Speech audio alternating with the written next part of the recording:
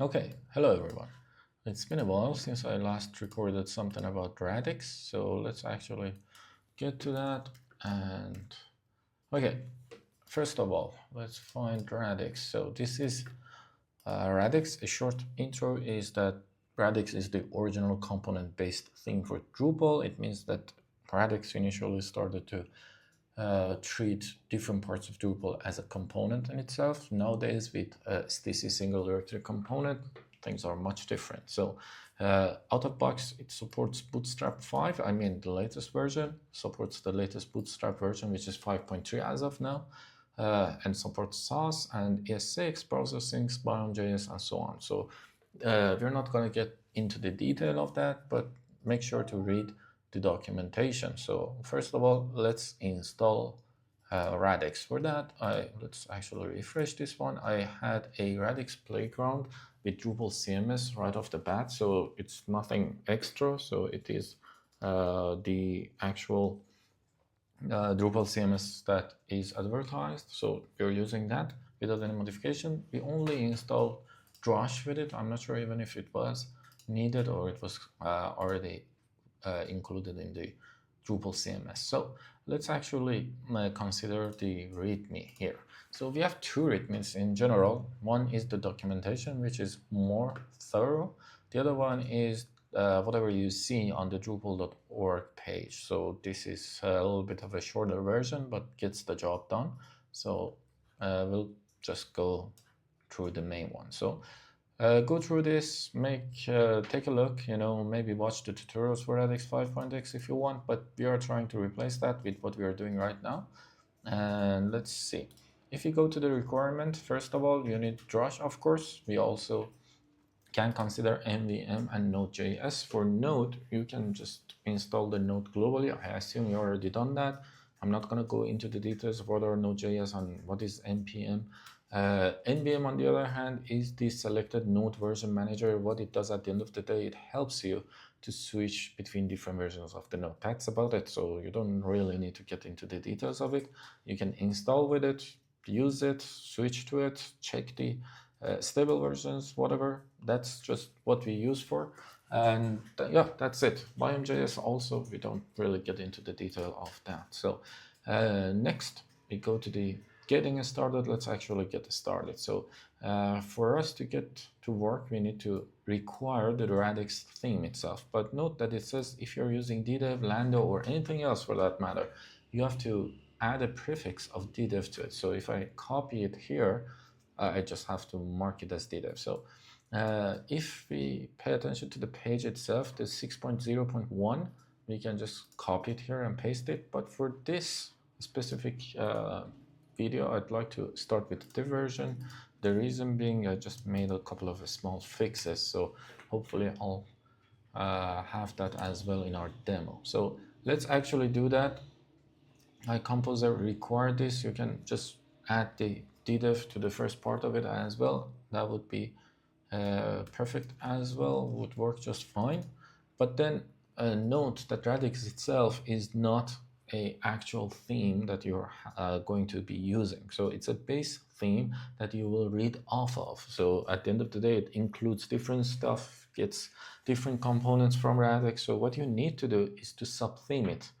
I assume most of you guys that are already experienced with Radix know this, but for this to work, we need to copy this command and then sub-theme it. The Radix create command is a Drush command that uses the Drupal starter kit theme to sub-theme the Radix theme itself. So once we installed it, I just copy it here, but note that I need to actually add the ddev because I'm using the ddev. So I add ddev and then the sub-theme thing, I'm gonna just call it, let's say, yeah, playground sounds good. Let's call it playground, hit enter, and that's it, it's done, created. So after you're done with creating your sub-theme, you notice some caveats. For instance, it says that the sub-theme playground created successfully. You may not enable it in the appearance section of the Drupal administration, or following the text here, we can go through the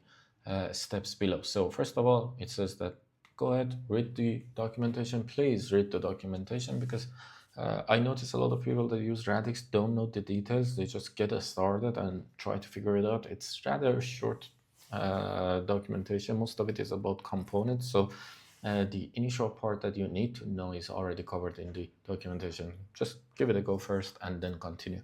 So first step, it says enable and set playground as the default theme. So I copy that code here, add ddev and paste it in. Note that the then here means theme enabled, so we enable it. Okay, once that's done, it also says that set it as the default. So if I set it as the default, let's actually do that, and then go check the website, I'll see some errors definitely. So that's the error, because these files needs to be clear cached, and there are some assets that needs to be built. So we can continue and then come back here. So step 2, it says go to the theme that you just installed. So I can just do the cd web themes custom playground, and then let's continue with the next step. It says do nvm use.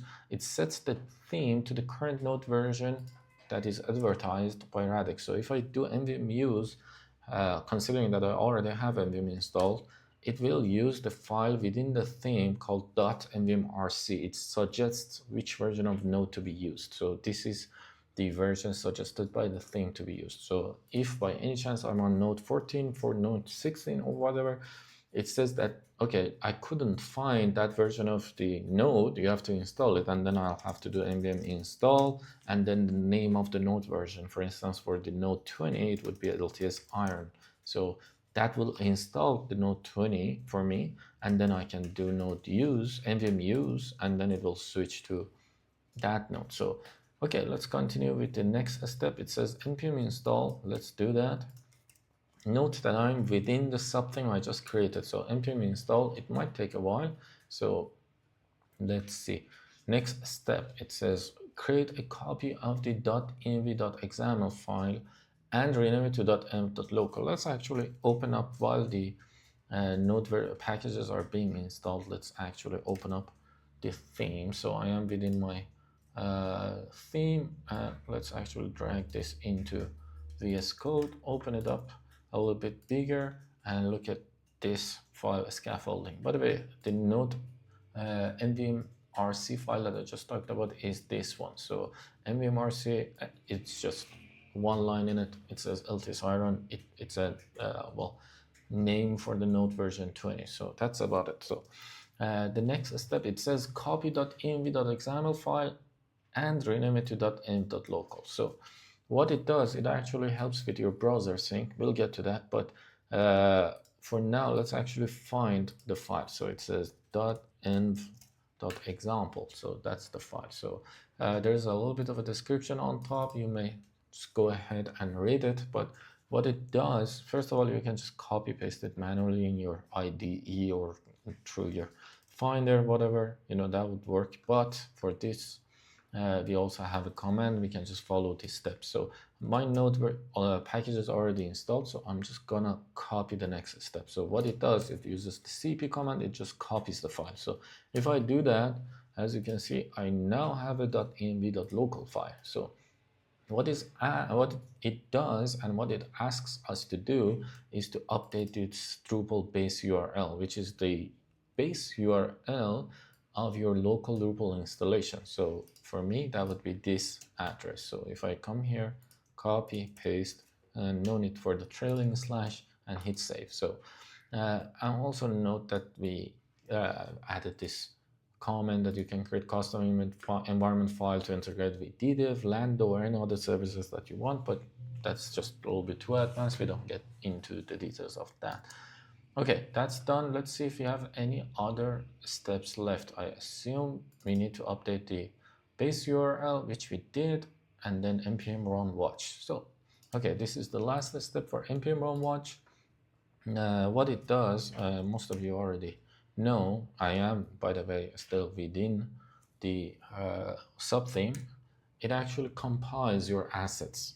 So Radix has been using the first of all, let's actually open up site CMS clear cache. So just for this to work. So, okay, this is our website is up and running, but what Radix has done, we've been using Laravel Mix for the last, I don't know, 5-6 years. It's a great tool to bundle things. It's easy to use. It has its own ecosystem. It gets the job done at the end of the day, and you don't need to deal with complex Webpack stuff and just configure everything. It is quite simple at the end of the day. So I cleared the cache, and also I just noticed I probably definitely should add another step after this one that says clear the cache. So that needs to be done. Okay, once I compile and everything is in place, this is the website I'm getting. So this is not much, but this is the correct setup at the end of the day. So you can come here, add your menu items, whatever. So, and let's actually do that. So for instance, structure, menus, and main navigation, we'll go edit, add a link, and let's call this one home, and then it goes to front, hit save. Let's add another one, let's call it about, it goes to /about, I assume, and another products, for instance, and then goes to products. Okay, hit save and head back, and yes, we have our menu showing up just fine. So we'll get to the next parts soon. I'm not sure if I'm gonna cut this video or not, but for now, this is how you actually install Radix. Okay, next step before actually getting into the details, let's go through the scaffolding of what we already have here. So, okay, let's close this one, hard refresh, and okay, we have this part called individual files and directories. So in the README, if you go here, I try to explain to the best of my knowledge what file does what, without boring you guys. So we can also just take a look at what we have here in our source code. So let's start with the package.json file. So as you might already know, any node environment website at the end of the day needs a package.json, so it knows it's a script. So here we have this script section that defines what type of scripts we have to run. So each of these commands do a separate thing. So for instance, post install will run and then do some cleanup, for instance. The dev runs the mix command. I already talked about that, Laravel mix. Let's find that. This is the package. It's a wrapper around Webpack for the 80% of the use case. So this is already covered. If you want to know more, go ahead, read the documentation or anything that you want. We might change from Laravel Mix at some point in the future, but for now it works marvelously, so it's fine. The watch command runs the mix watch. What mix watch is what you define in, well, mix, let's find it. No, that's manifest mix, webpack.mix.js. So you can customize everything here. So we'll get to this part. And then the rest of the commands, like biome.js commands for formatting, linting, and checking. Also have a style lint command. So for style linting, your Sass files, the watch poll, we can ignore that. It's a watch with a poll option. Hot, we can skip that. Production is for your final production build. So this is the important part that you need to know.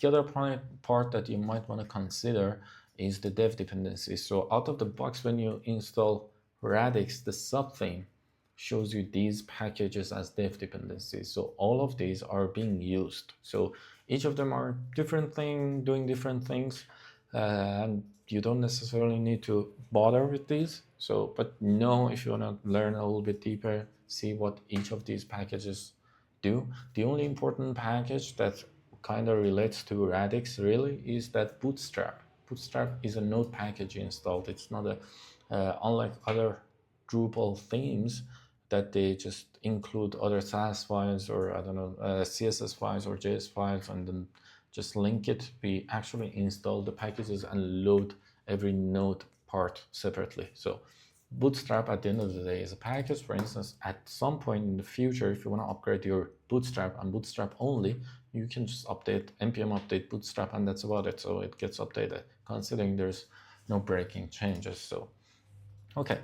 Let's continue with the scaffolding. We have this build folder, and similar to Radix 5, this is somewhat something that you can actually delete. So let's actually show you that. So we can delete it. So what actually happens when I run the npm run watch command, it actually rebuilds it. So it's the assets that actually, you see, it shows back up. So it's the assets of your main source files, so your CSS files, your JavaScript files. So this is something that by default you can also add it to your git ignore. So here we have this git ignore.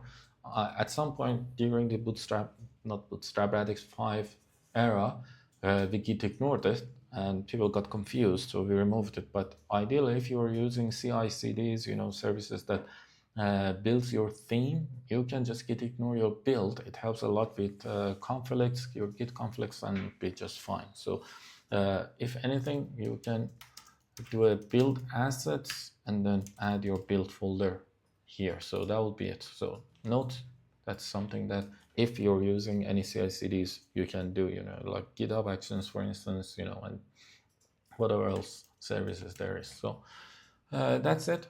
Our main work would be around the components directory. Our config is for installation and some schema. You can just ignore it as is. The includes folder. So if you know every theme that we currently have, so our theme name is playground. So if I come here, open the playground.theme, let's clear the history. Here, what it does, but I need to update this part. And what it does at the end of the day, it includes all files from the includes directory. So if you remember back in, I don't know, a lot of other themes already started to do this, but we need to keep everything separated. So to keep the concerns clean and then tackle every part separately. So if you want to define a preprocess for a node, that should go into the node.theme, not in one single huge file. So one of the main issues in Drupal themes previously was that everything was included in one single file. So your node, your pages, your anything that you have preprocesses, it was just on one file. So what we have done is that, for instance, if you want to have a preprocess for the blocks, you can just come here and then define it in the block.theme. So you go to the includes, block.theme, and then that's about it. So good thing is a lot of other themes picked up on this and they're doing the same, so which is good. It moves the standard on how to do things in Drupal. Okay, so that's about it for includes. Out of the box, it's empty. So let's actually open up our Radix. So let's say I have this Radix theme as well. And here, for instance, let's see. I have the node.theme, no page.theme. Okay, so here, for instance, I have, let's close the Copilot thingy. Okay, here on the page.theme, I have Radix related preprocess page, for instance. So where it goes in the page.theme.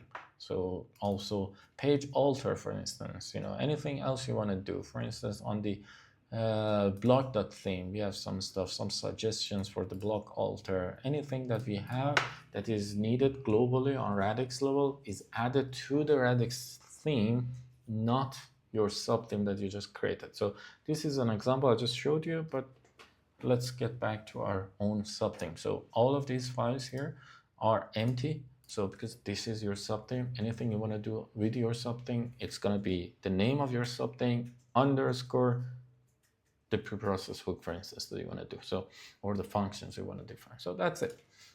The node modules, it's by default get ignored. It's the packages we just installed. So you never want to touch this. So anything that happens to this module should be automated, not by hand. So the source, we'll get to that. We have different assets, our JavaScripts, overrides, our Sass files, everything is here. The templates are our old templates that we used to have, like in Drupal 8 era, early days, that everything was a template.html thing. Now the templates are, at the end of the day, is a reference to another component. So if I come, for instance, to our block local tasks block, it is a reference to a Radix block component. So if I actually want to edit something, I have to look into that file, instead. And this is the STC concept that we recently got to play with in the last year or so.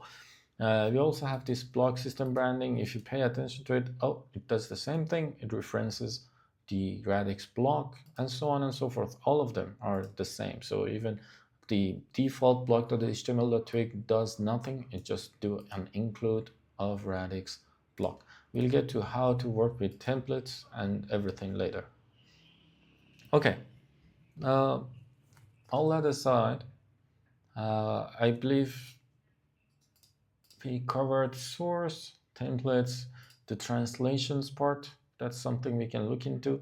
This is a example. You don't necessarily need to use it. It uses Norwegian bookmark, for instance, for an example of how to add your theme level translation. It says mb.po. That stands for Norwegian bookmark. So the string that you want to translate, it says open access, and this is the string translation for that word exactly. So how does this work is that if you look at the info file of the playground, we have this interface translation project playground and then translation server pattern.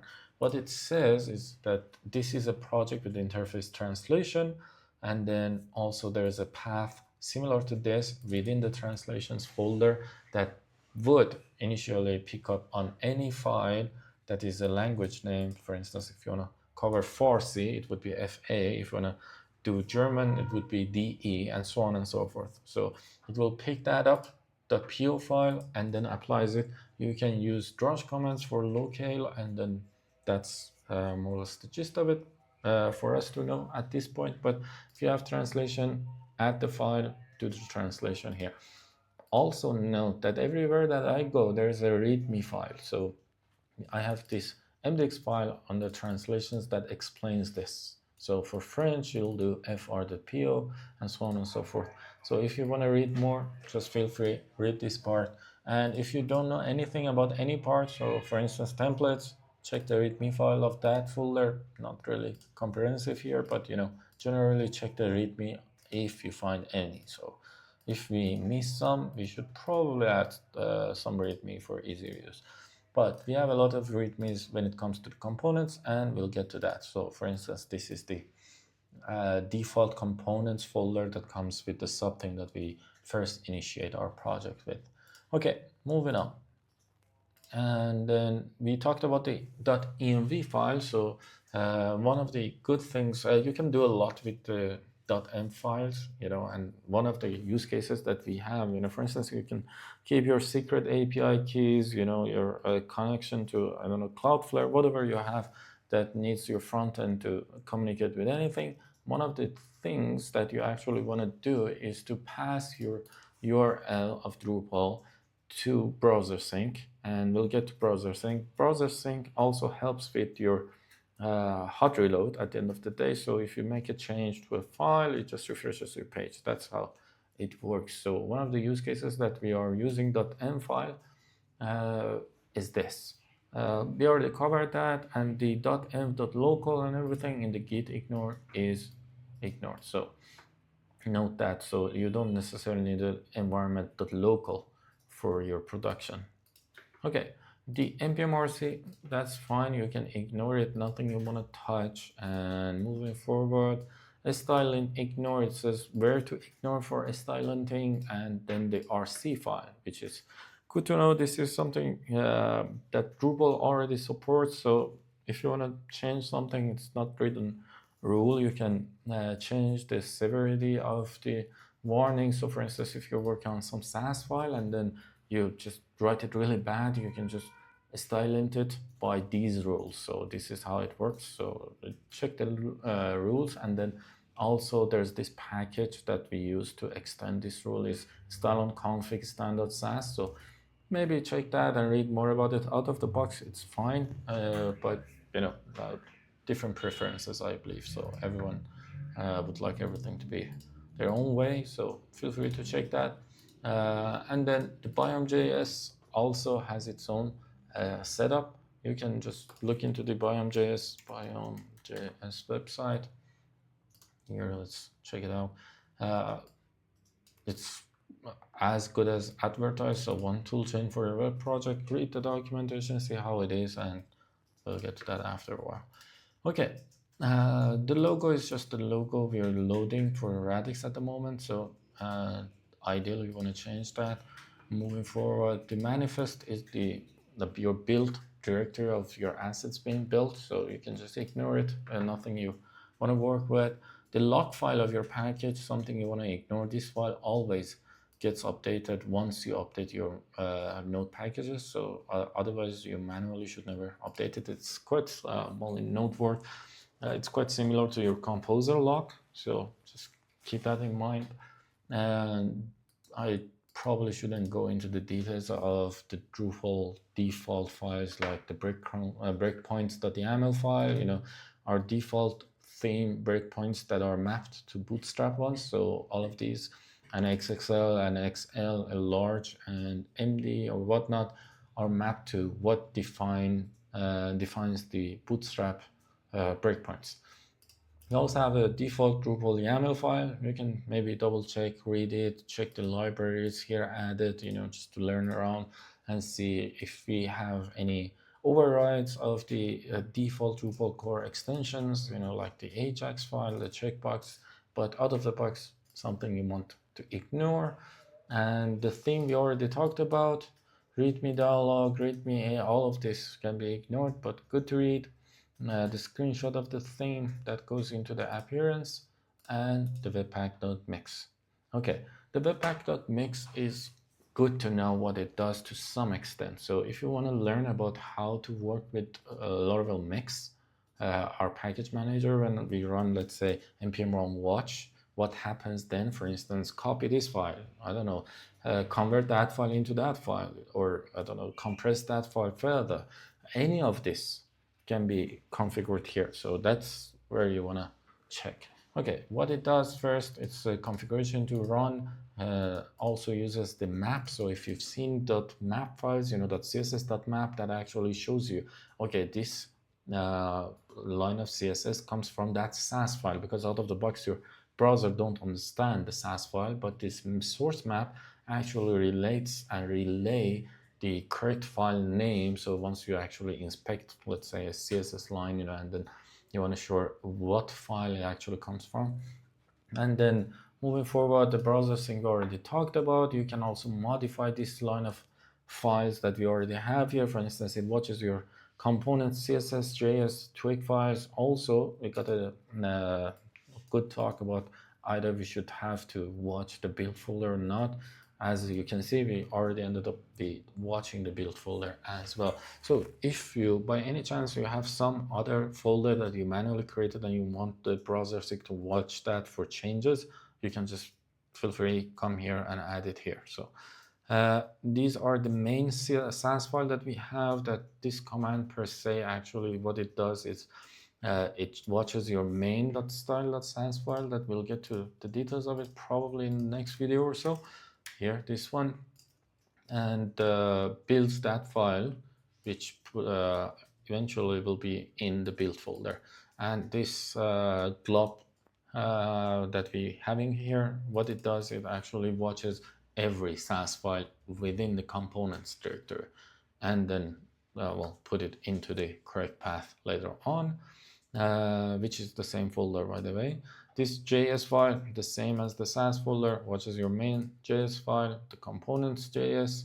And by the way, if you notice what it does, it actually watches _.js. So the reason for that, we'll get to that, but just to note, so in case I forgot, is that with SDC, we could have named it, I don't know, the js.es6.js or whatnot. So, but that actually takes assumption, which I didn't want to do that. But an underscore, let's say you have a block component and you have a JavaScript file called block.js within that block folder for SDC.